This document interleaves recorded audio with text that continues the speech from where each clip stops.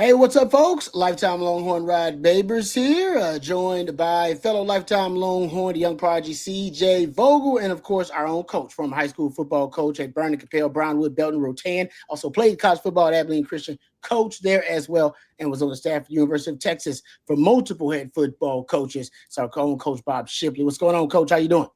Hey, I'm doing good. Yes, of course, Coach, along with a lot of us starting today's show with heavy hearts. Of course, our thoughts and our prayers go out to all those who were affected by the tragic flash floods, the devastating floods over the weekend here around Central Texas. So we know that a lot of you guys out there had loved ones, friends who were affected by it. If not, you were directly affected by it. So our thoughts and prayers go out with you, and nothing can make it better. You're talking about some of just horrific, unfathomable loss and tragedy. We just didn't want to start the show and neglect that. Of course, that's on everybody's hearts and everybody's minds. So, man, it's hard to talk about anything else and put things into perspective. But you got loved ones out there. You just never know, when something could happen. So, if you're thinking about them, let them know. Call them. Let them know. Reach out, let them know, and just, hug those who are close to you and hug those who you love, and make sure that you appreciate them, because you just never know when something tragic could happen. All right. Sorry. Didn't want to be a downer there, but I also didn't want to start the show without talking about, obviously, something that was heavy on all of our hearts. But thank you guys for joining us, wherever you're joining us from. We really appreciate you making the time and taking the time. This edition of the show, we'll get into a lot of different things. Got some topics to dive into. There are some odds out from, FanDuel has some SEC championship odds out, and also national championship odds. We'll talk about where the Longhorns are there.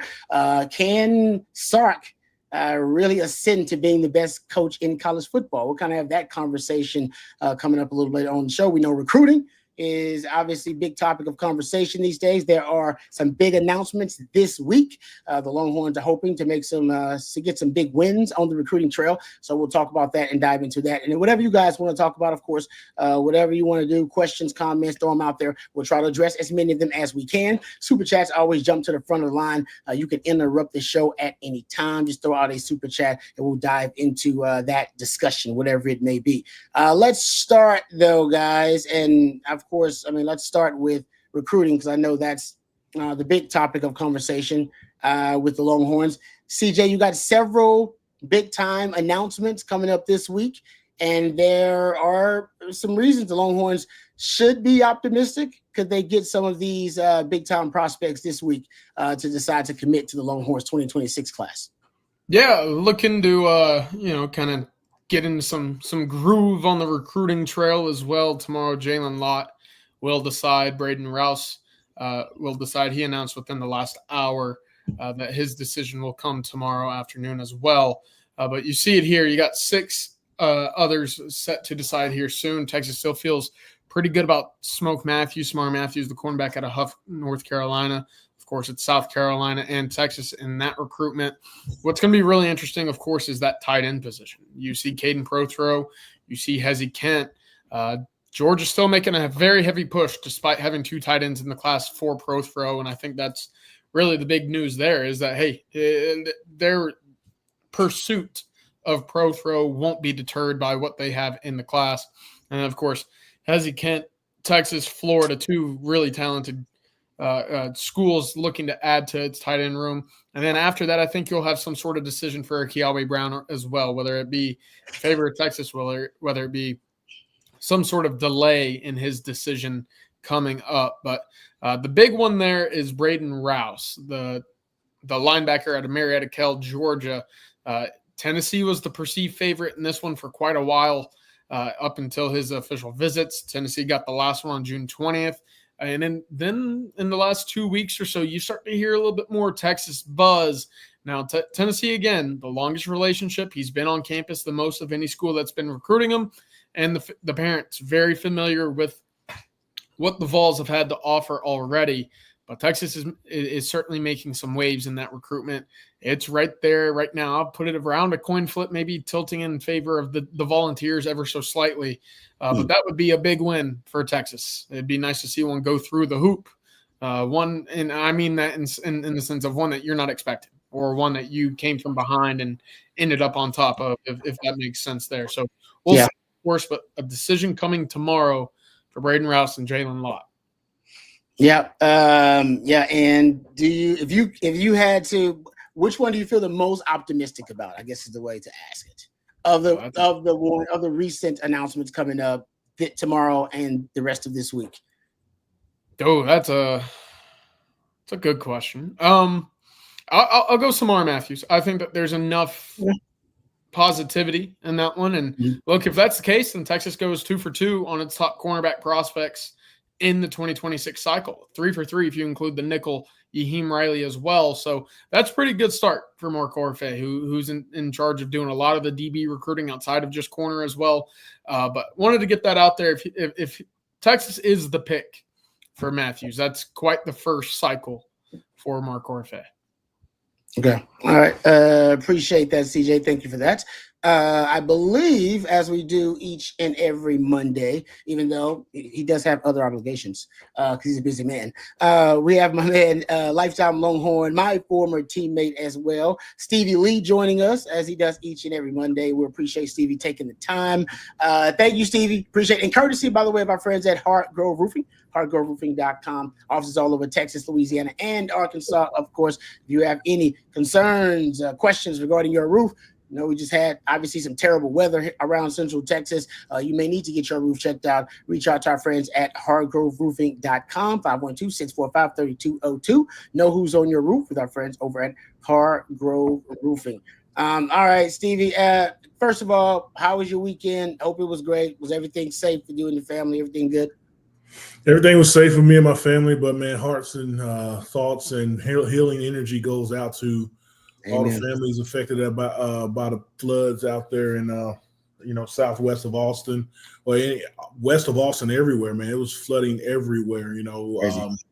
It's sad where things have gone and things like that. But we also needed that rain. But I wish that it would have gone over a week instead of 2 days. So we're in a severe drought here in Central Texas. If you're not around here, it's been hard for the last couple of years in these lakes and rivers and things like that. But glad we got the rain. But man, it just came too fast, too quick for some people, and heartfelt condolences for it's just so hard when you see kids lose lives. So it was kind of dark around my house for a while. Amen, brother. Yeah, I feel you. That I think it's dark for everybody a little bit.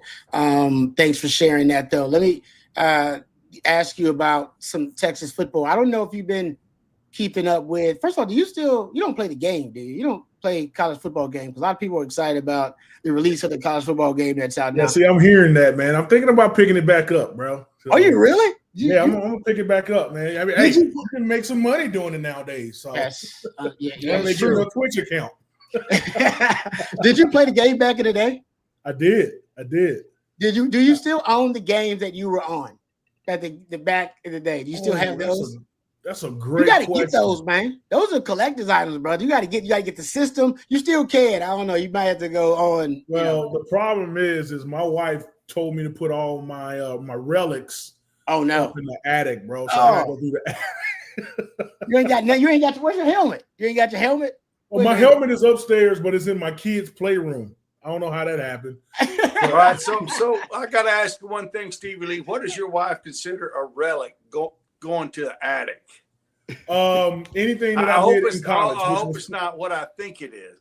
I don't know what you're thinking, Coach, but if I know Coach, I kind of know what you're thinking. Yeah. So anything that I did in college is up in the attic. I said I was going to keep this out. This right here. Oh yeah, baby. This is honor roll. Athletic director's honor roll. Yes, so I kept that out. I don't even know what year it is. 2003. Yes, sir. So when my kids come in the office and like, Dad, I got a C on this test, and I was like, well, I didn't get a C. Oh, dude, that is awesome. That's the one you got on your desk. That's the only thing I got in here. That's fantastic. I love it. That's the one wifey let you put on the dash. Exactly. Because I could play football. I could, I was good, socially. I have great friends.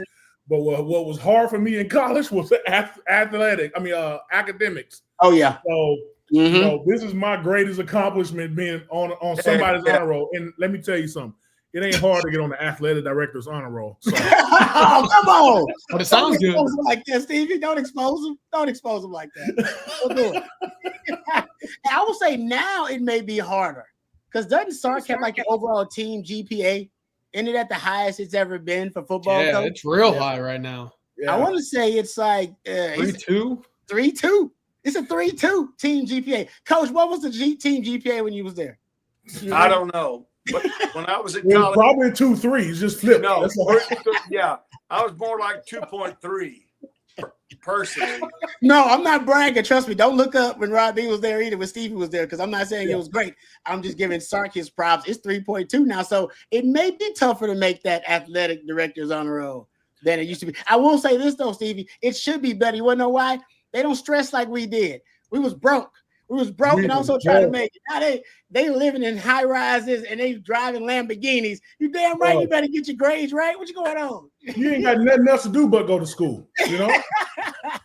Listen, I was out here hustling, trying to get money. I was working the pit at the 101 X Fest when Godsmack was playing, just get some extra cash so I can take my girlfriend out for a movie. Look at him. Steve revealing too. He telling on himself. I'm gonna tell it all. Tell all yourself. Hey, trust me, I used to steal from the dining hall. I would steal chicken fried steak from the dining hall for later that night. So I did my share too. You know what I mean? That was my NIL right there, coach. Yeah. That's what I got. All right. Sorry, we're going off here. Okay, can I ask you something about, I know you may not have been keeping up with like recruiting. That's tough. And if you need to keep up with it, you just need to come to Own Texas Football, go to OwnTexasFootball.com. Yeah. But have you been keeping up with Texas Tech's brand experiment? It was the O lineman guy that's getting it rained on him. So Felix Ojo reportedly, CJ, what was it? 5 million. This is a report. We don't know if that's real, but that's the report. Now, was it 5 million over how long? Yeah, ESPN reported right after he committed to Tech that it was 5.1 over 3 years. Now that 5.1 isn't necessarily all from the revenue sharing, right? There are other deals. So you see, the 5.1 or what is it, 1.7 out of the 20 million or 15 million from rev share. He's not getting 10% of their total rev share, if that makes sense. It's a little bit less than what's the purported amount, but yeah, it is a 5.1 million or up to that amount over 3 years at least for Felix Ojo. And I read guaranteed. Yeah. I did see that, coach. I did see that. It did they put the G word on there. That's a big word. Can't even get that in the league. The league I'm saying. So Texas Tech is looks like they're doing a big push in their athletic program to get some talent in there because they want some championships, man. I mean, with the softball pitcher that they have, I forget her name, but yeah, paying her records amounts, and then this old lineman now, and who knows, somebody's going to come around in basketball and going to catch a bag too. So yeah, no kidding. So they're hey, it's legal now, so they got that oil money up there, so they're gonna go for it. Yeah, Cody Campbell is the billionaire who is kind of the sugar daddy for the program now. Was the co-founder and co-CEO of Double Eagle Energy Holdings, and they sold it for like a boatload of money. And he just got FU money. Yeah, he's got it. That's the definition of FU money. He's got it, and they just got another kid, some edge, Damian Guyton. The prediction is they're going to get him. Like, that's the prediction. And he went on social media and was talking a little trash to folks because everybody's taking shots at Texas Tech right now. It's like, I still don't want to live in Lubbock. Right? As Coach always said, if you can't get your grades up, get your guns up, that kind of thing, right? And look at him though. Look at Cody. He wanted to let it be known. What do you think about that, CJ? What's that? What do you think about that? That, CJ? Look, if I had $1 billion, coach, I'd be doing the exact same thing, and I'd probably be flaunting it even more. But he's a former Red Raider football player.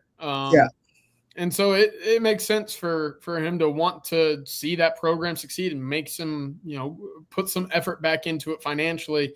And again, if I had $1 billion, I would be doing the exact same thing as what Cody Campbell's doing.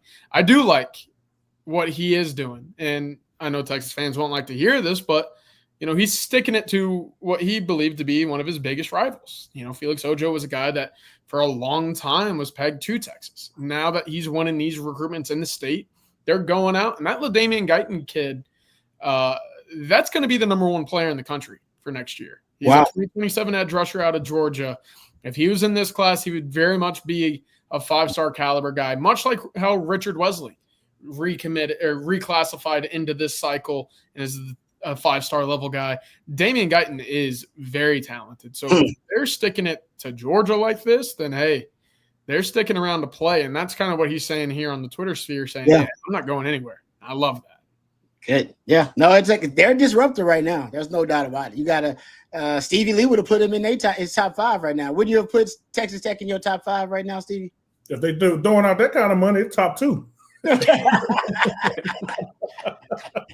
It's Tech and Texas in your no question throwing out that kind of money.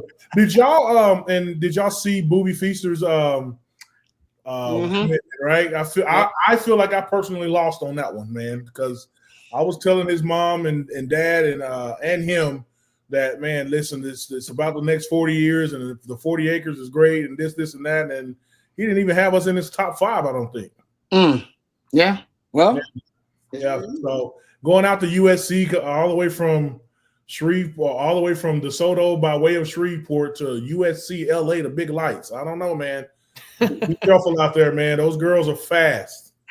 What did you say? You took your visit to? What did you say? Was it to Miami? And you? I went to Miami and I was like, look, coach, I ain't gonna be able to graduate here.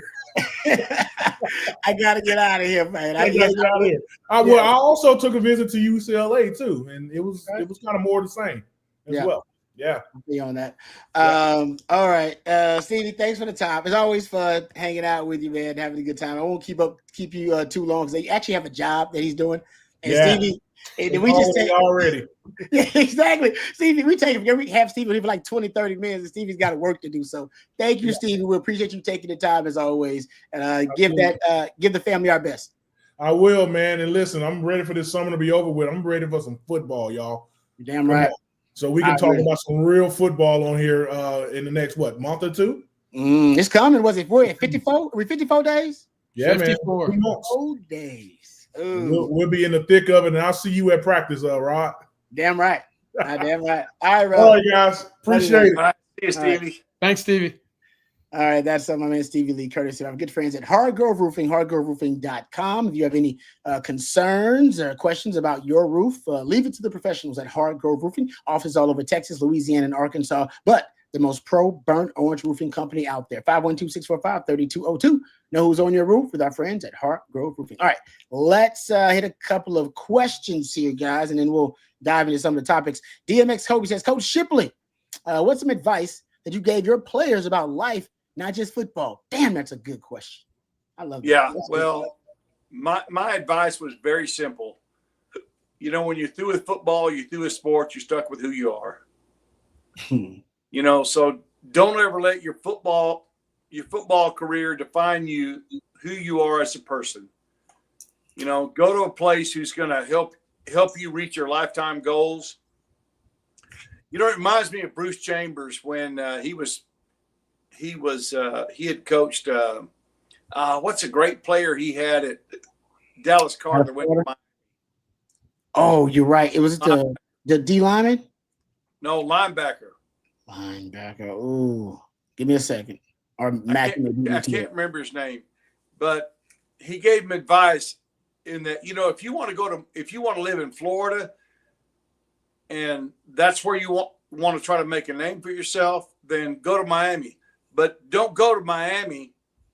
Jesse Armstead. There you go. Good job, guys. Don't come back to Texas and expect the Texas people to embrace you, who you are as a person. If you go to school at Miami, if you want to be a Texan, then you need to go to Texas school and let those people embrace you, because nobody back in Texas is going to embrace you after you have a career at Miami.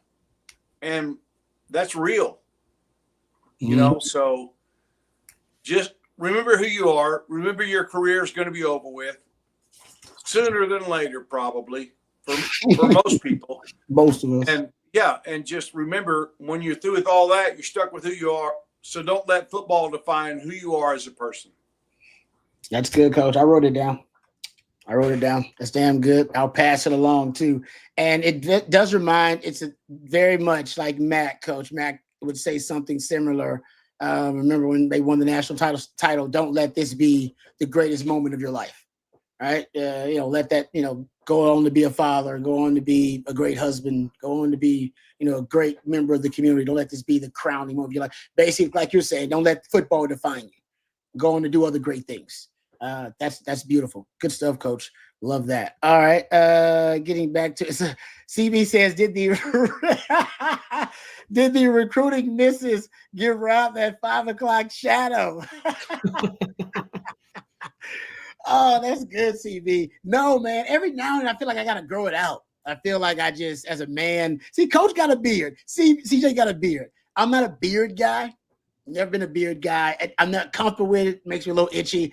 And I don't look, I don't know. My beard doesn't look great. It's not a great looking beard. Maybe it would if I grew it out and groomed it, all that kind of stuff. But every now and then, just as a man, I just feel like, let me grow it out and just show I can do it. And just show I can grow it out. And then I'll shave it if I got something going on, or by the end of this week. My wife doesn't like it. And yeah, every time I call my mom, she's like, what's wrong with you? What are you doing? What's wrong? Are you depressed? I'm like, no, I'm just growing it out. I got to grow it out. Well, one big difference is I got the goat. The goat. Yeah. Goatee. Yeah, clean. It's clean. I don't need to look any fatter than I really am.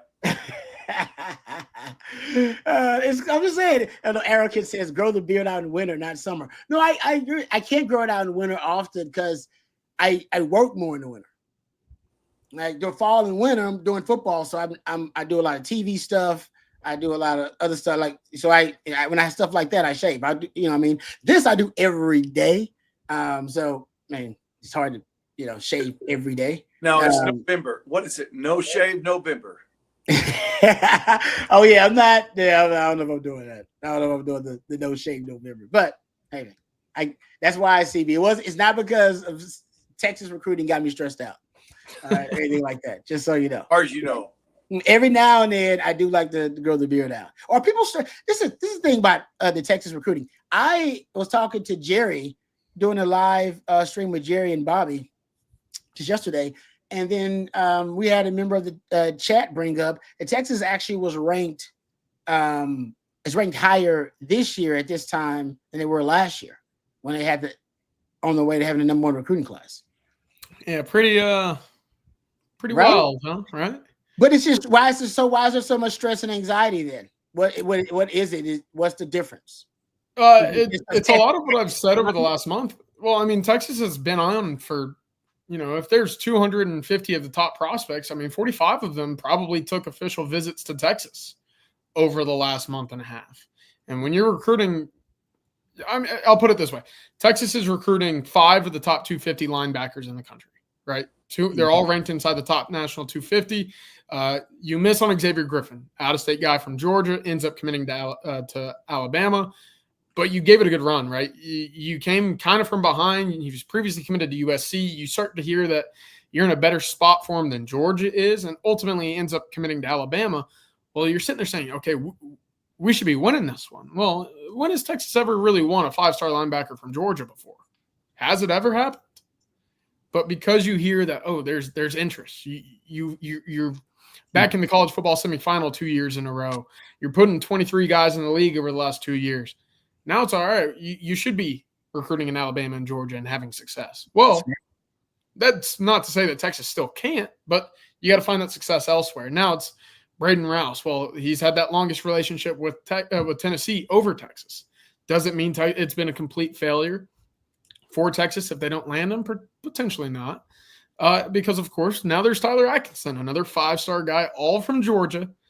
But if you go 1 for 3, you're going to look at it and say 33% of your top targets. Well, I don't think that's fair to look at it that way. But when you start to stack up position after position after position, you get hit with an Ojo, and we'll see where a lot ends up. But now your in-state guys start going elsewhere. Now it's start to really snowball.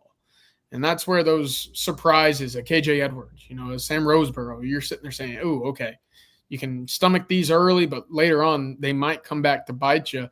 I think Texas is in a good spot. It's just been, 30 kids have made decisions over the last 3 weeks, and all of them are ranked really highly. It's feeling like the losses are significantly more hurtful to the class than what in theory they should be.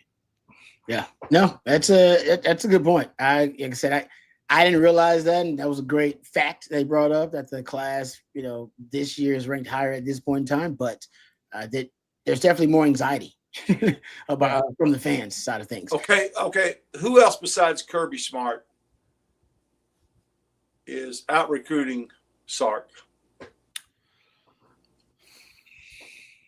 No one. I mean, look, you just land the number 1 class in the country. It was Saban. Saban's gone. Kirby's still there. So Kirby's probably that guy nationally, or I guess regionally in that Georgia, Alabama, going to Mississippi's at times, the Carolinas. Dabo, front 7-wise, has always been in that conversation. Mm-hmm. I know that Ohio State will always recruit nationally because of the brand that they've built from coast to coast. But I don't think recruits are necessarily committing specifically to play for Ryan Day. I think it's more, hey, I'm a 5-star wide receiver. I see what Brian Hartline does. Mm-hmm. I want to go be a part of what his room's looking like. If I'm a quarterback, I want to go play with those wide receivers. So not many, Coach. It's a pretty short list. Gotta be. Yeah. Just like you say, just came off having a number 1 class, so it's not. Yeah, we're going to get our share. My point is we'll get our share. Yeah. Yes. Notre Dame is certainly look, Notre Dame's rising. I'd like to see a little bit more of a year in, year out return for Notre Dame, because this cycle they've done very well, right? Javian Osborne, obviously Caden Finley, in the state of Texas specifically, they've done very well in this cycle. I'm eager to see what that front 7 and offensive line recruiting will look like at the end of their cycle. Yep. I remember when before they got Leonard Moore and before they started making more of these inroads in Texas and got Greathouse as well, came both those guys in the same class. Somebody told me from Notre Dame that was an insider, said, no, the staff has prioritized Texas. They believe that they had not invested enough in the state of Texas, and that there's a lot of talent that they could potentially poach. Remember, my best friend in high school, Jerome Sapp, was a 5-star safety, parade All-American. And I don't know, people don't even know what that parade is anymore. But he was I don't think I know what it is. Yeah, but he was he was all world, and he went to Notre Dame back then. So back then Notre Dame had more of a presence in Texas. Then maybe somehow that subsided, but not with Marcus Freeman. He's going to make his presence known. Living rent free in UT says, since Sark has taken over, only 3 teams have a better recruiting average than Texas: Bama, Georgia, and Ohio State. Thanks, living rent free in UT. That's basically what CJ just said. Those are the names you brought up. So that makes a lot of sense. All right, let's thank another sponsor before we move on. Let's thank our friends over at Vaughn Lane before we dive into some other topics of the day and get back to some of your questions. If you are trying to travel between the major Texas cities or get to any of the major Texas cities, Houston, Dallas, Fort Worth, San Antonio, Austin, it's a bit of a toss-up. Do you deal with the airport chaos and the just ridiculous stress that you have to deal with in any airport experience, hoping your flight isn't delayed? Or do you brace yourself for hours behind the wheel, battling traffic and road rage, burning an entire day of productivity? Well, there's a third option, and it's better in every way. It's Vaughn Lane. You arrive at a luxury hotel terminal, no TSA lines, no long-term parking lots, just a seamless boarding experience that takes minutes, not hours. You settle into a plush leather seat. A hot towel, pillow, and blanket are at arm's reach. Your attendant offers complimentary snacks, beverages, and on select trips, a full meal if you'd like. And if you need to relax, just lean back and enjoy the ride. But if you want to stay productive, there are high-speed Wi-Fi and power at every seat. So while you're unplugging or powering through, the Von Lane team will be monitoring traffic in real time using smarter routes and efficient detours to keep your trip smooth and on schedule. And now it's the perfect time to book your fall travel because its booking is open through September. So whether you're headed to a college football game, a weekend getaway, or a business trip that needs to be done right, Von Lane makes the journey part of the reward. Von Lane serves Austin, Dallas, Houston, Fort Worth, San Antonio, and in the Southeast, Atlanta, Nashville, and Memphis. So visit vonlane.com. That's VONLANE.com and use the code OTF25 to save $20 off your first ride with our friends at Von Lane. That's Von Lane Elevated Regional Bus Transportation. All right. Thank you very much to our friends over at Von Lane. By the way, I've taken Von Lane several times myself, to Houston and to Dallas, business, to visit family. I love it. My wife loves it. You'll love it too. So give it a try if you haven't. All right. Getting back to the questions. The Nick Turn with a super chat. Thank you, the Nick Turn, for the super chat. We appreciate it. Says Sark recruits through the whistle. And I think with all the coaches on the hot seat, we will see some kids flip in season. You do have some big time coaches that are on the hot seat at some major blue blood programs. I don't know how many of them are in recruiting battles with guys that Texas is directly recruiting, but there's definitely a few, or more than a few, I should say. Yeah. So, no, I don't think Flipmas season is going to go anywhere soon. And especially with the way that this cycle's played out, I don't think it can for Texas fans to feel good about this cycle. Because look, and it's weird that we're saying this, and let's put this into perspective too. Matthew, I don't know if you can bring up the individual, like the class rankings, who they've got in the fold already. But John Turntine just became your fourth 5-star of the cycle, and it's folks are kind of sitting around wondering when recruiting will heat up. Wow, you have 4 or 5 stars in the class, right? It's a good group so far. I think you have a great base. If you go land 2, maybe 3 more for the rest of the month of July, look, you're sitting at about 20 kids in the class right now. Thank you, Matthew. Go to the 26 one if you can. But look, you're sitting at 17 commits. You get to 20. 3 of those are specialists. You have 17 in the class that are position players. Look, Dia Bell, Richard Wesley. You see John Turntine. All of these guys are 5-star level guys. Jermaine Bishop, a borderline, guy right on the hunt. I think you feel pretty good about the star talent in this group. Now it's about filling it out. Now it's about guys that you can go make differences with a Braden Rouse, with a Tyler Atkinson. What does the rest of the class end up being? But all in all, pretty good group right now. Yeah, no, I agree. Thank you, the Nick Turn. We appreciate it. And yes, Sark does recruit through the whistle. There's no question about that. All right, I want to bring up a couple other topics, and we'll get back to some of the questions, guys. So just keep them coming. We appreciate it. I did see that the Oklahoma AD, Joe Castiglione, plans to leave his full-time role, but basically kind of start his, retirement. And stepping down from his job as the longtime athletic director of Oklahoma. Oklahoma is going through some major changes right now. Kind of reminds Texas had their time when they went through a lot of major changes. Obviously with coaches, but also administratively with athletic directors too. Say what you want about Joe Castiglione, but he's obviously one of the best athletic directors in the country, bringing into the longest tenured run for a current AD in major college sports. With the changing landscape of everything, kind of, Coach, I'll throw it to you because, obviously, Joe Castiglione's been around for a long time, even when you were coaching at Texas. What are your thoughts about him stepping down? Do you think it's because it's, so much change, or is it just something that he's just had that job for a while and right now it just might be the right time for him? Yeah, I think it could be a big hit for Oklahoma. I agree. He's been there since the 90s. He hired Bob Stoops, went through all that stuff, the great run they had in basketball and football. I think it's going to be a big hit to them. It makes you wonder who is the guy they're going to bring in to try to replace him. Although apparently he's going to stay on as a consultant, somebody that can help them kind of transition into a new AD, but I think it's a big hit. And if you don't think the AD is important to football, just look at the University of Texas. It's a big deal. Big deal. They set the environment. They set the just the overall climate in the athletic program. And yeah, I think it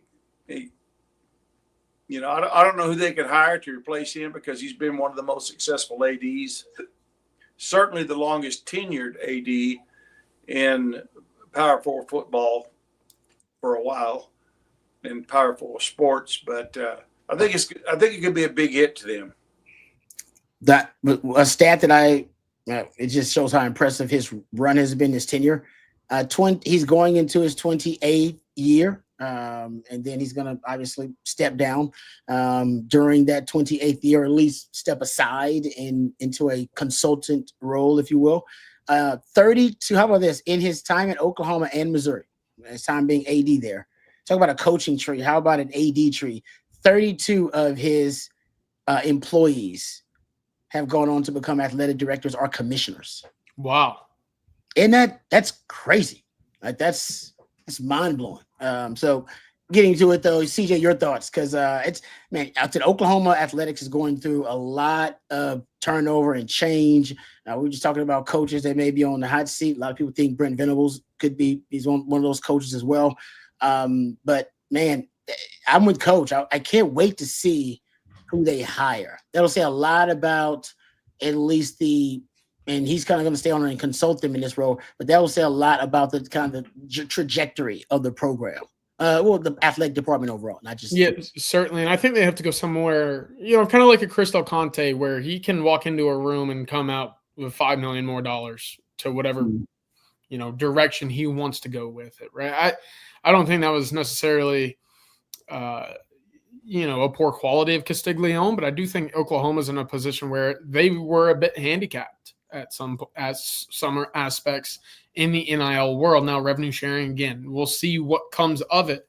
But he certainly stuck to what he knew, and the familiarity and the relationships that he had certainly helped propel Oklahoma from a pretty successful tenure with Bob Stoops to Lincoln Riley. And then I think it might have bit him just a little bit with Brent Venables, right? I think, and we've talked about this, Rod, kind of that familiarity with Oklahoma, always wanting to retain within the family, to hire from within the family. Yeah. And I think OU fans might be a little bit on the fritz about it, because look, there are a few position groups over the last few years where ultimately they haven't lived up to the standard, and they're coached by former Sooners or former coaches that have now come back to coach with the Sooners once again. So it's going to be interesting, because that's been something that has stuck with them. But look, the sports that work for Oklahoma, they put a lot of resources into them. Softball, you look at gymnastics. I think that there's some work to be done in basketball, but that comes from needing a new facility and arena. We saw the life spurt that put into the Texas basketball program and everything that goes into that. But all in all, look, you had 3 Wooden Award winners in basketball, despite not ever really being a great program. That's pretty remarkable. I'll put that out there. So it's going to be interesting to see where they go from here. One thing, Rod, is Joe Nagy, if you read the OU boards, it's not like he's been accepted with open arms. He's being very widely criticized for his open comments on recruiting 2 and 3A players, 2 and 3-star players. Mm-hmm. He's taking a beating, and a lot of people don't believe in that. I don't know that I can say that. He obviously knows talent. The staff he brought in knows talent, but there's a lot of people in Oklahoma that are kind of like they've given up, hope for getting these 5-star guys, and they're going to try to build a team on these, 2 and 3-star guys that people have overlooked. And I'm sure that didn't have anything to do with Joe's resignation, but it's a change in attitude. It's a change in philosophy for football recruiting. And face it, Oklahoma's been great in softball. They've been great in basketball, but football is what turns their program around. I mean, that's a bell cow of their athletic department, and kind of makes you wonder during this transition if what his thoughts are on the Joe Nagy hire and his philosophy on recruiting. Yeah. No, I think it's so interesting to me because because of the changing landscape of college sports, there is no precedent for this. So there is no blueprint, right? There's no, you can't just go out and I'm going to get this person to consult me on this issue because nobody's ever been here before. This is all brand new to college sports. So I think you have these little experiments happening. Texas Tech got their own little experiment happening right now. Oklahoma, Jim Nagy says, hey, you know what? If there's a blue chip guy and a 3-star guy, they got the same rating in our system, we're going to take the 3-star guy every time because he's going to be cheaper than the blue chip guy. And he's saying it out loud. He's saying the quiet part out loud. You can do that, but you ain't necessarily got to tell people you're doing that.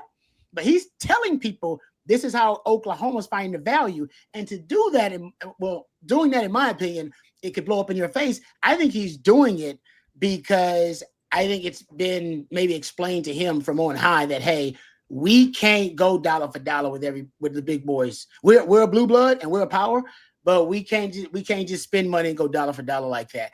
And maybe it's not. Oklahoma, I'm sure, has their own sugar daddies and sugar mamas that got money. I'm not saying they don't have money, but we all admit what Texas Tech is doing is something very different. USC's got their own system. Everybody's wondering, like, hey, USC's got just building up this class, and like, what are they doing? They got their own little system. They found their own loophole. Longhorn fans want Texas to find a loophole. Like, hey, where's the loophole at? So I think it's very interesting and very compelling to me that everybody, because your situation is different. Texas and Texas Tech can't play the same game. They aren't. They are in this different category, and so is Oklahoma. So you have to play the game according to your situation and circumstance. So you got to come up with your own methodology, your own philosophy that works for you, and it better result in wins on the field. Because if it don't, everybody's gonna mock you. Yeah, I would like to say that I kind of agree with OU's philosophy better than Texas Tech's philosophy. I just don't know. Coach Sark always talks about, the bigger picture and the atmosphere in the locker room and the culture.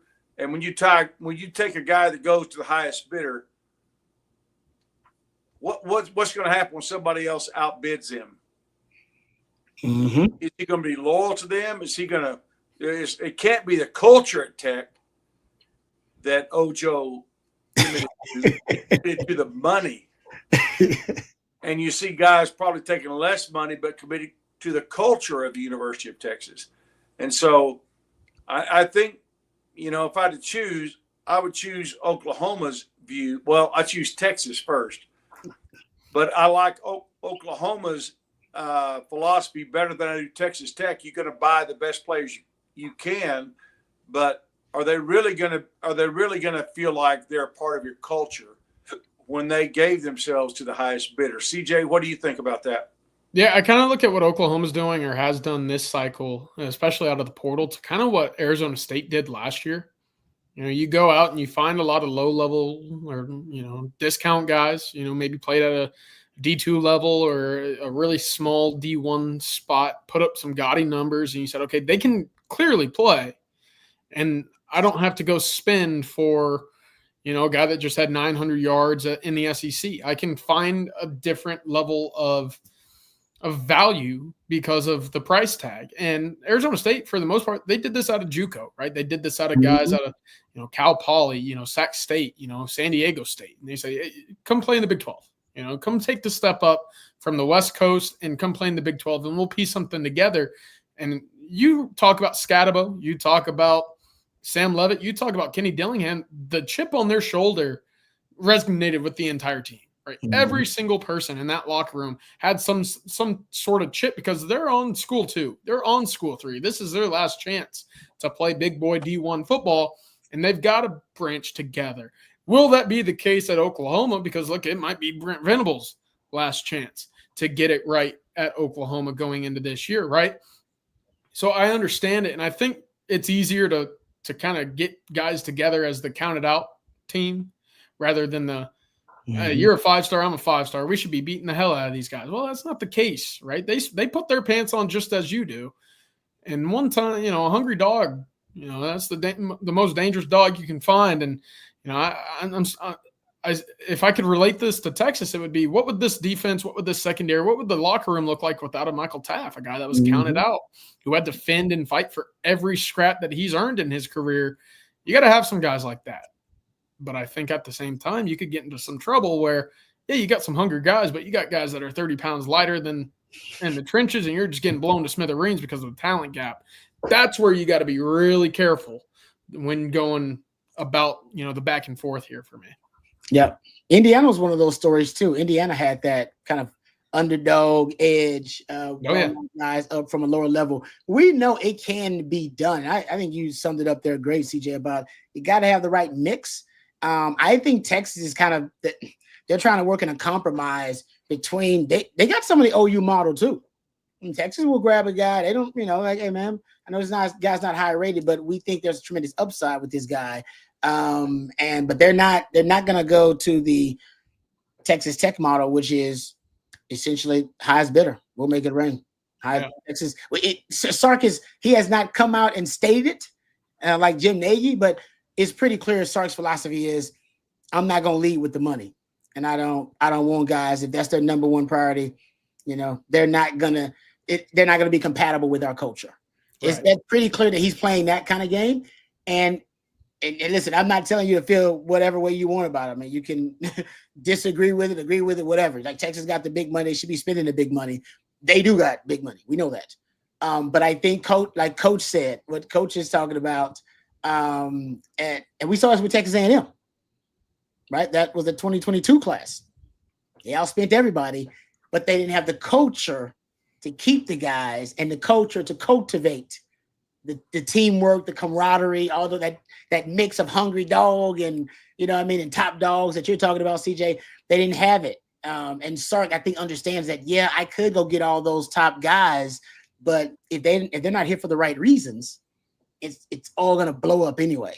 That's what Texas Tech has to deal with now. Can Ojo come in there with a chip on his shoulder and be a dog? Mm-hmm. Being paid $5-point-something million guaranteed. Is he going to be a dog? Is he going to have a chip on his shoulder? Or is he going to be a prima donna? And that's what I love about what Sark's done with this roster. We've got a bunch of dogs on that roster, and I'll take a dog over a prima donna every time. On top of that, I've tried to chart over the last few cycles the number of guys per class that have won a state championship or come from a father that played college ball or in the league. And look, I think it was that 23 class led by Colin Simmons. Now it's January. There was 11 or 12 guys that had won just a state championship. That's a rare thing, right? And for the most part, these are the leaders of a state championship team. You tell me those aren't the guys that you want in your locker room, not to mention you start looking elsewhere. Where have Texas found guys? Well, we talk about the Mannings. You talk about guys that parents played ball. Coach Shipley, you would have fallen into this category 100%. But it's, Vosick, his father played for Texas. You look at Alex January, his father was a big-time defensive lineman. You go look at, a number of other guys who have big-time pedigrees. And I think that's something that James Simon, that's the name I was looking there, father coaches college football. It's an easy thing to say, okay, they're born around football. They breathe, they eat it. Everything they do is centered around football and winning. Well, then you can pay the guys because it's already embedded in their brain that when it comes to push and shove and practice, they're going to be there for the locker room. And that's one of the big keys that I've taken away over the last few years. They've done a great job at that. Yep. I don't want to take anything away from Ojo. I mean, it is life-changing money for his family. Yes. I understand that. Got to take it. I don't know that it was a great fit for Texas, to sign a guy like that if that was his priority. Mm-hmm. Yeah. Yep. No, but by the way, you got to take that. Philly Joe, you got to take that $5 million if that's what they're offering, guaranteed. Yeah. Hey man, you got to go. You got to take that and thank the Lord. That's life changing, generational wealth. So you can't pass that up. But like you said, doesn't mean that he's the right fit. Like you said, Coach, compatible with what Texas wants to do. And by the way, that's fine. Doesn't mean he ain't going to the league, and don't mean Texas is not going to go on to win a lot of games. Like that's fine. To your point though, CJ, real quick, and I know we'll go to the questions here. I love the data points you brought up because I do think, I don't know if the coaches will give them to you, but I think you can identify the data points that are important to start based on the recruiting class. They always say you can tell a lot by a man by certain things, right, Coach? Like you can tell a lot by a man by the way he treats his mom. You can tell a lot by a man by what kind of shoes he's got on. All that kind of stuff. You heard of it. You can tell a lot by a coach by his recruiting class. You can tell a lot about him. You can really, and CJ just broke it down there. You can tell that Sark likes guys from programs that got championship DNA. They got championship pedigree. All right, that the prestigious programs. The reason why is because you know what? Their football character is already vetted. All right, you ain't gonna be a leader on the squad like at Westlake or one of those top programs in the state if you're not already of great football character. It weeds it out. Those programs weed it out anyway. So Sark likes that. He likes that those guys, obviously part of championship teams. They know what it takes. Also, usually you got great coaching. Part of championship teams too. Helps with your developmental track. He also, to CJ's point, I think he likes old souls, guys who are coaches, kids, that they grew up in a household with a sibling or a parent that played ball at a high level. They can be any ball, basketball, football. They just know the commitment that it takes. They see it. They grew up around it every damn day. So they're like, oh, commitment, that's nothing, man. Putting in this many hours a day to work, that's just part of what I do. That's part of the culture I grew up in. And he said this openly. He likes and Coach, you've talked about it. He likes two-sport athletes. He wants two-sport athletes. He believes that exercising that competitive muscle outside of your main sport where you're elite at, everybody praises you, talks about how great you are, talks about you got to be a leader. And it's some guys, it's easy to step up in those roles when you are, when you are praised and promoted to do that. But that other sport, you may not be, everybody's not elite at two sports.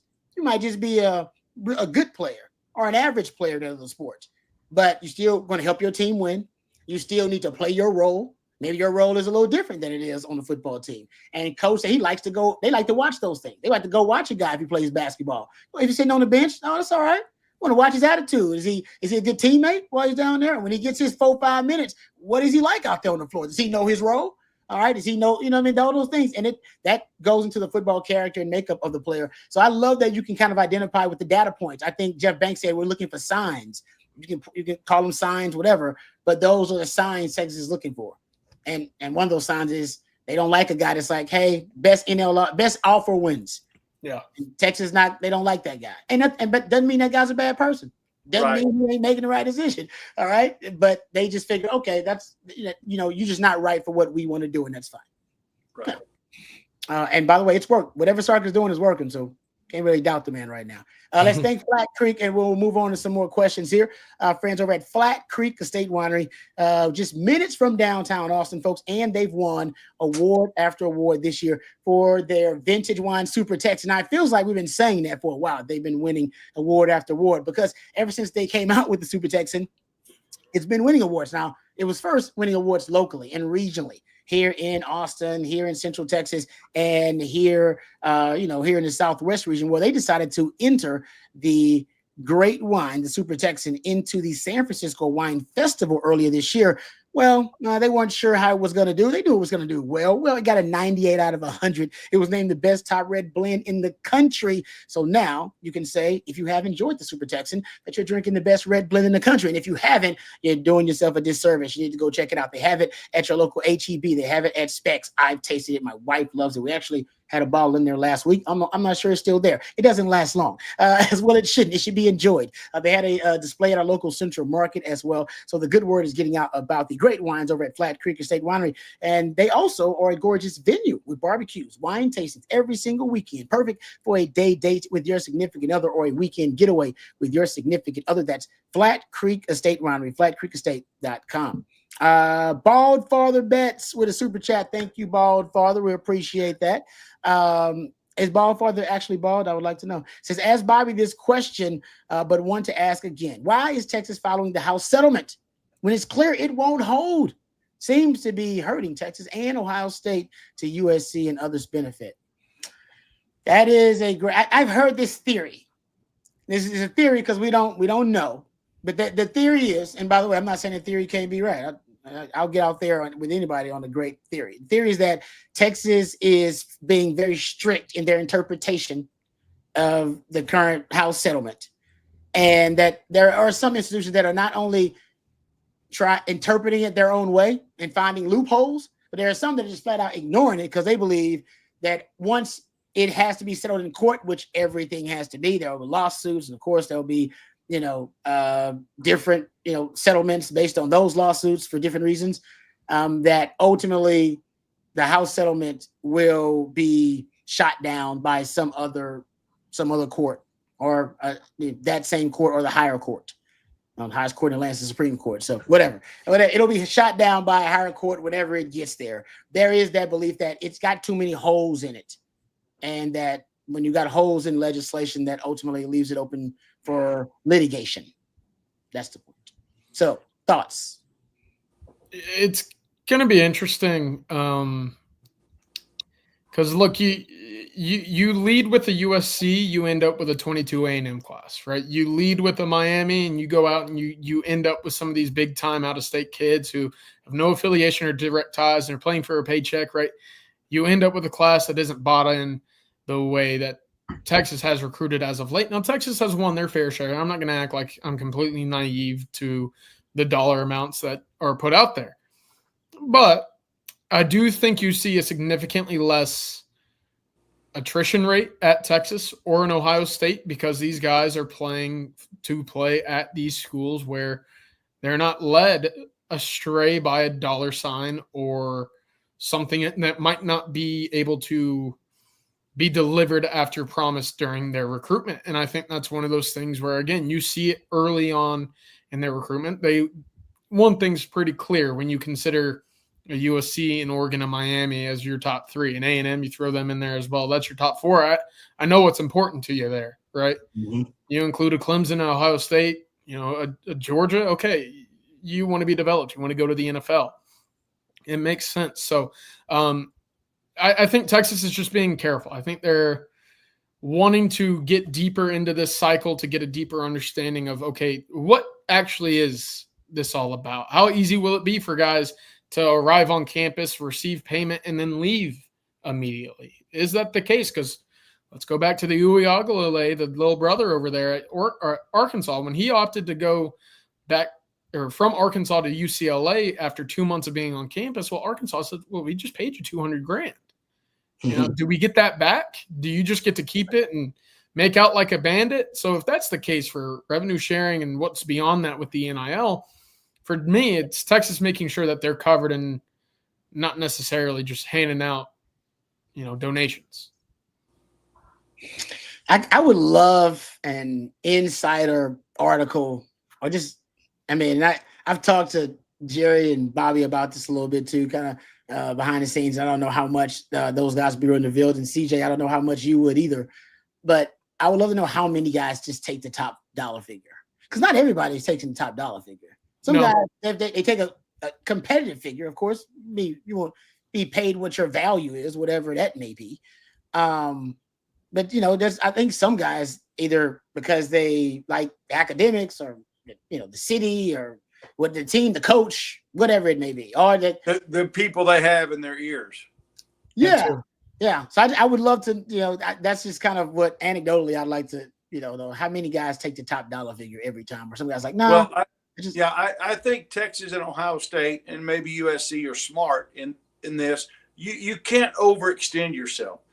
you don't want to overextend yourself in assuming that this house settlement is going to be something other than what they say it's going to be. So you can't overextend yourself. So again, I think it goes back to the foundation of Texas and Ohio State. I don't know about USC, but getting guys that want to be there, and they want to be there for, for the monetary. That's just part of it. But they want to be there for bigger things as well, and for their development and their opportunities to go play for the big contracts. And I think you can really get in trouble if you start overextending yourself, assuming that this house settlement won't hold. Yeah, fortunately, and I don't want to get into any of the specifics here, but it does appear that Texas is going to be, in a position for NIL to be receiving a boost here soon. So that should come at some point over the summer, maybe into this fall. But all in all, I don't think Texas is going to be in a position where they let the NIL side of things blow by the wayside. Right, they're going to remain competitive in this field, and at some point, you're going to have to go out there and lay down a couple extra dollars to win a recruitment. That's just a matter of the fact. Now, what's really interesting for me, maybe this is where I start jotting things down as I start to hear them throughout the rest of the cycle. How many prospects were there where Texas was the highest offer, and they still ended up elsewhere? That's where I'm going to be like, that's going to be really interesting because in theory, and I know we're from a Texas angle with the Texas lenses, but in theory, if that's the case, you get the best of everything, right? City education, development as of late, and your pockets are filled. That's where I'm going to sit there and say, okay, that's really interesting. Mm-hmm. That is a good point, CJ. Didn't they just sign this Learfield deal? Texas and Learfield, they just launched a Longhorn sports agency to basically drive NIL innovation in athletes. I don't know the details of it. I'm sure it is something that they constructed to help them, give them a boost of NIL support in this new landscape of college sports. Like I said, I don't know the details of it and how it works, but Texas is not asleep at the wheel here. If anything, I'm kind of agreeing with Coach. They're biding time somehow. And for what? That's a good question. They got lawyers. They keep on retainer. They got to figure that ton of stuff out. Thank you, Ball, for the bets. It's a good question there. Thank you for the super chat as well. How about this one from Jack Burton? Says quite a few Texas-born players came back from other programs to play for Texas. Could that be a Sark design / philosophy? Interesting, Jack. I like that. What are your thoughts, guys? I mean, I've said this before. I said actually the other day what was it? Oh, it was after Caden. Is it Caden Finley? Jermichael Finley's son. He put out the post where he thanked all the schools for the recruitments and everything before he committed. And I said it's never been more important from a recruiter and a recruitee standpoint to end those relationships on good terms. As if you finish second or third in recruitment, because it might come up again in the portal. That same guy and that same coach. Did you have a good relationship with him? Oh yeah, we was real cool. Mama liked me, dad he was coming to Texas, and then he decided to go there. And I told him he wasn't gonna be happy. And now I can call him and be like, I told you he wasn't gonna be happy. Come on, go ahead. So there is some. Now I don't know. Obviously, that doesn't happen all the time. I'm just saying in those cases it doesn't necessarily happen either. But I'm saying it's never been more important to finish second in a recruitment. Like it used to be like, oh, if you lose the recruitment, all is lost. Like, no. You better recruit to the whistle, man. Because you may need that guy to think highly of you in a year or two. Yeah. Is it by design to finish second in a recruitment? Probably not. I mean, look, Texas has done that plenty. So if it is, hey, 3 years from now, maybe it pays off. But, I look at recruits almost as the way I break in a glove for baseball. I don't want anyone's hands in my glove, right? I want my hand in there. I want it to fit to my hand. I want it to squeeze the way that it fits for me. And if someone else breaks in my glove, well, then the netting is going to be weird. They're going to be tied too tight in some of the fingers. I want my glove from the very jump. And I think that's how these guys in the college department want their prospects. I don't want someone working out a 3 tech as a nose. I want my guy to come in, get on the right regiment for the way that I see him fit. Because then I got to come back in and tangle him again. I got to mess him up I got to maybe take a couple steps backward before I go forward, and then I'm just wasting time. So, yeah, is it by the design that, Sarkisian loses a few guys? Probably not, but I do think that there's perhaps a little bit more conversation as the cycle continues. Just a little, Coach, you still committed over there? Okay, just making sure. Keep me in the loop, because at some point, if you don't like it, we'll come talk. Yeah, I think there's a lot to be said about Texas, former Texas players who have sons like Finley and Lott and others who, I totally understand they want to chart their own course. They want to do their own thing. But when it comes down to it,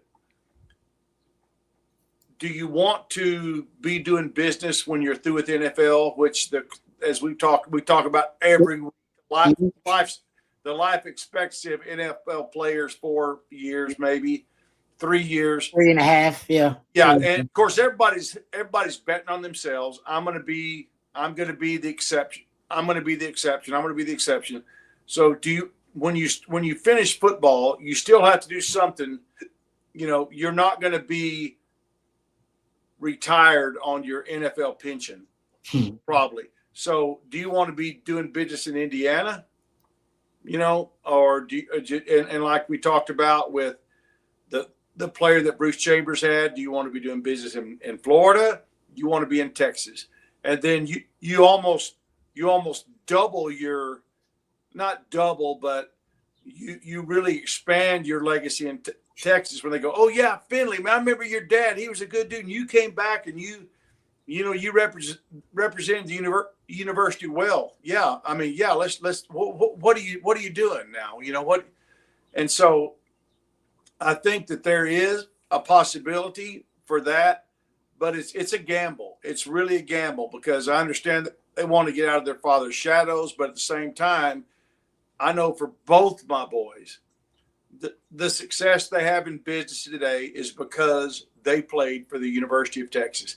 They're great kids. They're honest. They're great at what they do. But let's face it, if they're going to buy a ranch, they want to call Jordan Shipley, or they want to call Jack Shipley, not some guy maybe that played for, some other school. They're going to call those guys because they know them. They know they know the kind of person they are. They know the trials they went through. They know the way they represented the university. We're not naive about that. We're very thankful and blessed of their time at the University of Texas and the way that the supporters of the University of Texas has supported them through their ranch sales. So, I mean, let's call it what it is. They're great. They're great ranch guys, but they're also successful because of the name they made for themselves at the University of Texas. And I'm sorry, guys, that's just facts. Yeah, I see it every day in my boys' lives. It's just facts. And so, yes, I think you can see players come back to Texas if they go somewhere else to say, you know what? Yeah, it's not what I thought it'd be. I want to go back home. Yep. I want to go with my people, And Coach just hit the nail on the head there at the end, and they want to go back home. And Texas is not the only school that benefits from that, right? I mean, that's whether it be a Coin Ewers that want to come back to the state of Texas. Of course. And to your point, Coach, I still say Coach is preaching post-career NIL. He really, that's exactly what it is. He's right. And when Coach said double it, he meant, for him, it was a Shipley and then another Shipley. So it was for the Longhorn fans. But think about it, that's double the, if you want to call it the brand, right? The brand recognition for Longhorn fans. But not only do you got that Shipley definition, and you got another Shipley. So you're like, oh man, you got different generations of Texas fans that, hey, they know Shipley. They know the name Shipley. All right. And they trust it. They trust that brand. Right. The brand it's earned trust for them. And that's you really can't quantify wherever you go, like whatever profession you decide to pursue, you cannot quantify that kind of brand recognition and trust. People advertise for that. And the largest living alumni in the United States, University of Texas. Yep. And now you can start that. You can start those businesses now. Almost, you can start that immediately. Knowledge and training and get those connections actually now. Right. You can do NIL with I want to associate myself with this industry or that industry, and you can do it. So I'm with it. And I'll say this too. Like I said, Texas is the only program that benefits from that, Jack. I mean, I think SMU probably benefits from it. Remember, a lot of guys like to come back, go to SMU. That's that Dallas-Fort Worth area, right? So much talent there. It's such a rich talent area. They're like, you know what? It didn't work out for me at Missouri or wherever the hell I went. I'm going back home because there is a legitimate program there where I can go, still make it to the league, still compete for championships at a high level. That's why SMU was like, now you can keep the money. We're going to be just fine. Because they got a rich talent pool there. It should be the same for U of H. I don't know. I haven't really kept up with U of H like that. It should be the same though. Rich talent pool. And when guys from Houston go elsewhere around the country to go to school, and then they decide it's not what they thought it was going to be. Hey, I want to go back home. I want to be close to home, man. I still play ball. U of H should be like, hey, what you doing? Come on. We've been waiting on you. We've been waiting on you. So I do think there's a lot of that going on. Ball for the Bet says, I am bald. Check out my channel for betting and picks, for betting picks and insights. He says, I win a lot. We'll come see you guys in Columbus in person for the first time. Excited. Ball for the Bets. Thank you for the super chat, and we appreciate that. Check out the channel. Ball for the I like Bet. hearing that. I'm writing it. See, CJ's already on it. Boom. Bam. Ball for the Bets. I'm writing it down in my notes here, man. I'll check it out. Thank you for supporting us. I will support you. If you're making money, you know what? Then I think you'll get a lot of people supporting you if you're making some real money. Yeah. All right, let's answer one more question and then we'll end things. I had some other topics I wanted to bring up, but we had such great participation, such great questions from you guys. We didn't really need that. So how about this from Colby? He says there's some speculation from the Texas Tech side that Jamarian Carlton may have received a significant NIL offer.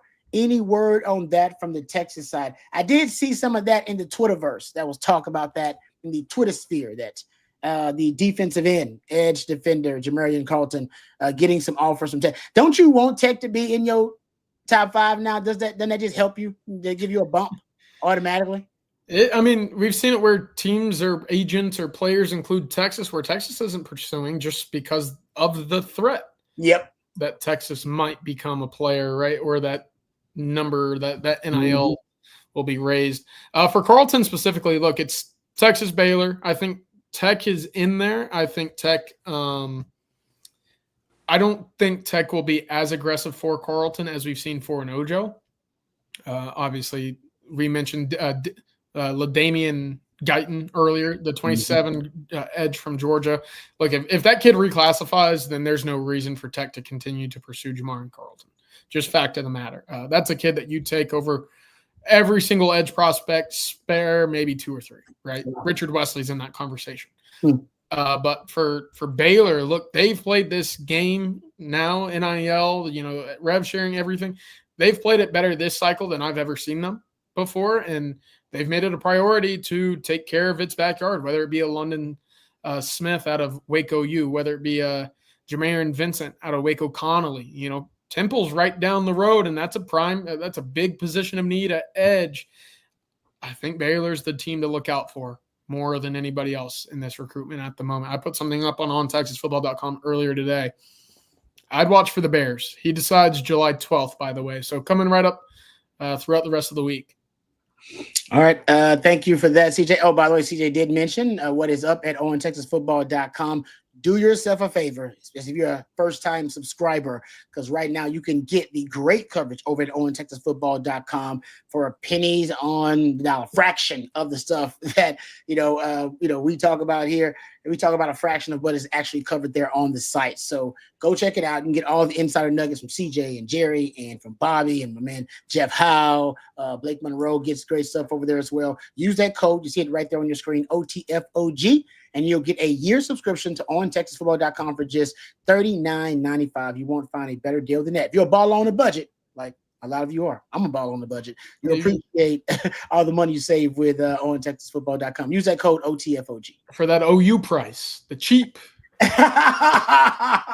Nice. Well done. I love frugal. Frugal. They would say Jim Nagy would say he's frugal. All right, they're just being frugal about it. My dad is a frugal man, so I know. Hey, you can pay 2- and 3-star prices for 4- and 5-star info. Yeah, there you go. I like it, Coach. Future archaeologists will find Rod's notepad and spend years trying to make sense of his note of bald father death. I really did write it down right here because I'm gonna check it out. That's what I write it down and stuff I'm gonna go study later on. I got coach's quote here from early in the show, full circle. When football is over, you're stuck with who you are. Boom. There you go. Quote of the day from Coach Shipley, always giving us great wisdom. All right. Thank you. First of all, let me thank our last sponsor before I start thanking everybody else. Let's thank our friends at South Point Dodge before we end today's program. Texas football fans, you can score an easy extra point this season when you get to the point with our friends over at South Point Dodge. South Point Dodge has over 600 vehicles in stock, and you can get the real deal today at South Point Dodge, including the 2025 Ram 1500. That's right, folks. You can get the real deal today and get that new, all new Ram 1500 proven to last. Plus, you also get employee incentive pricing with our friends over at South Point Dodge. So that means you pay what the employees pay at South Point Dodge. You won't find a better deal than that. If you need a car, if you need a truck, you need something new, you need something used, a trade-in, perhaps, go see my friends over at South Point Dodge. They are Austin's automotive everything. You can go see them off of I-35 in South Austin, or you can go to southpointdodge.com and go check them out right there. They also have all their inventory there online as well. So you can check out their 600 vehicles they have in stock, or you can go see them in person. I would encourage you to do so. They are fine folks at South Point Dodge, southpointdodge.com. Thank you very much for sponsoring the winning drive. All right. I do believe also, I should have texted Matthew and made sure. Talking Ball is going to be a special Talking Ball tonight at 7:15. Am I okay, Matthew, to do this? Let me know if I'm not. Just text me right now and say, shut up. Oh, Matthew's looking good. Yeah. Whoa! The main appearance.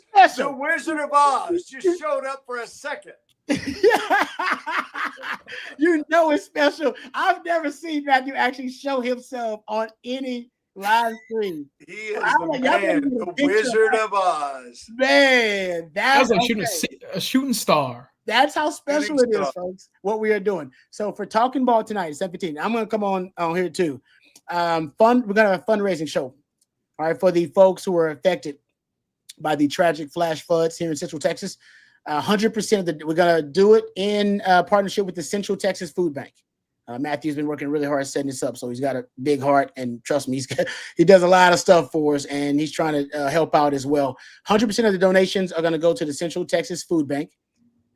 So we don't get anything.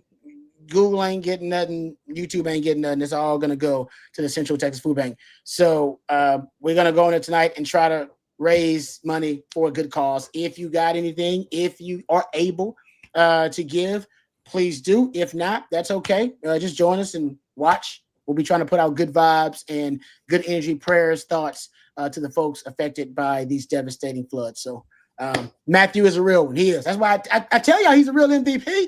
I'm joking. He's the real MVP, man. No doubt about it. We couldn't do it without him. I don't want to do it without him, actually. So thank you, Matthew. Thank you as well, CJ. Great stuff as always. Coach, great job. Appreciate the wisdom and the levity. Thank you to Stevie Lee, courtesy of our good friends at Hard Grove Roofing, hardgroveroofing.com. Thank you as well to Von Lane, vonlane.com. Use that code OTF25. You'll get $20 off your first ride with our friends at Von Lane. Thank you to Flat Creek Estate Winery, flatcreekestate.com, and South Point Dodge, southpointdodge.com. No, Matthew is not AI. Oh, no. He's a real deal. He's as real as it gets, folks. So thank you to you guys out there as well. We know everybody's got heavy hearts today, but this show was fun. So we really appreciate you guys. Remember, 7:15 tonight, we're going to have a fundraising show for the folks affected by the floods in partnership with the Central Texas Food Bank. 100% of all the proceeds going there. So if you can't join us, spread the word. Tell somebody that we're going to be raising money for those folks, and hopefully they can give something. So we're trying to pay it forward. Thank you guys for joining us, and for Coach, and for CJ, and for Matthew. I'm Lifetime Longhorn Rod Davis. Until next time, hook 'em horns.